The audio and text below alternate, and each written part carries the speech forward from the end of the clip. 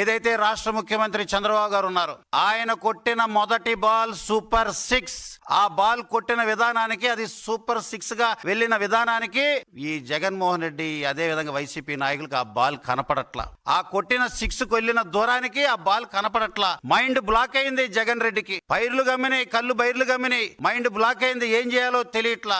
ఇక అడ్డుకోవాలి, ఏదో రకంగా విషం చిమ్మాలి. పెన్షన్ ఇచ్చిన మొదటి బాల్ 6 కే ఈ రకంగా జరిగితే తల్లికి వందనం, తల్లులకి మా తుజే సలాం అని చెప్పి తల్లికి వందనం అని చంద్రబాబు గారు తల్లికి వందనం డబ్బులు 10,000 కోట్లు ఇస్తే తల్లికి వందనం కాస్త ఈ రోజు జగన్ రెడ్డికి ఆ సూపర్ 6 చూసి ఇక ఏదో ఒకటి చేయాలి, రోడ్డు మీదకి వచ్చి అరాచకాలు చేయాలని ఈ రకంగా చేస్తున్నాడు. ఇక రాబోయే రోజుల్లో అన్నదాత సుఖీభవ రేపు ఈ నెలలో వస్తుంటే అన్నదాత సుఖీభవ, అన్నదాతలందరికీ సుఖంగా ఆనందంగా ఉంటే జగన్మోహన్ రెడ్డికి మాత్రం దుఃఖీభవ అన్నట్టుగా ఉంది. ఒక్కొక్క సూపర్ 6 పడి చివరి 6 పడే టైంకి వీళ్ళ పార్టీ నామరూపాలు లేకుండా పోతుందని తెలిసే ఈరోజు డైవర్షన్ పాలిటిక్స్, ఈ రకంగా పేరు నాన్ని ఉసిగొల్పటం, తను పందికొక్కుల బియ్యం బొక్కి ఏదైతే ప్రజల ఓట్లు దండుకోవటం కోసం దొంగ పట్టాలు ఇచ్చి ఈ రకంగా పేట్రేగిపోయి ప్రజల్ని భయభ్రాంతులు చేసే విధంగా మాట్లాడి దాన్నే సమర్థించుకునే స్థాయికి వచ్చాడు. అవును నేను కరెక్ట్ మాట్లాడాను అని చెప్పి మాట్లాడుతుంటే వైకాపా శ్రేణులు కూడా ఎవరు మాట్లాడలేదంటే కూడా ఇంతకంటే దౌర్భాగ్యం ఉందా అని కూడా నేను ప్రశ్నిస్తున్నా.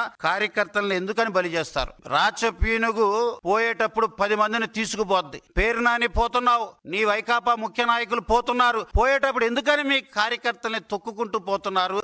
ఎందుకని ఈ రప్ప ఇలాంటి డైలాగులు, సినిమా డైలాగులు తీసుకొచ్చి ప్రజల్ని భయభ్రాంతులు చేస్తున్నారని నేను తెలియజేస్తున్నా.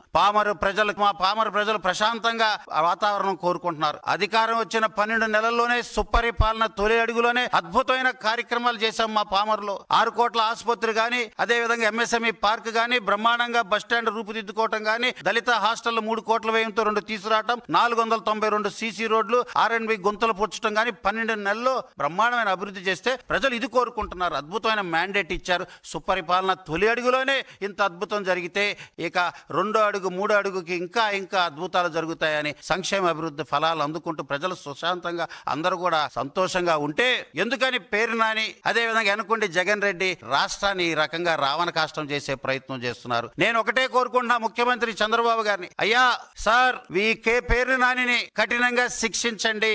ప్రజాస్వామ్యబద్ధంగా శాంతి భద్రతల్ని విఘాతం కలిగించే వ్యక్తులని దయచేసి చట్టపరంగా వారందరూ కూడా శిక్షించండి. ఈ రకంగా పోతే ప్రజలు భయభ్రాంతులు అవుతారు. మంచితనం కూడా కొంతమంది చేతగానితనంగా తీసుకుంటున్నారు. చంద్రబాబు నాయుడు గారు మీ మంచితనాన్ని ఈ దుర్మార్గులు చేతగానితనం అనే దిశగా ఆలోచన చేస్తున్నారు. దయచేసి వీరిపై కఠినంగా ఈ శిక్ష అమలుపరచాలని కూడా నేను ముఖ్యమంత్రి చంద్రబాబు గారిని కోరుకుంటున్నాను.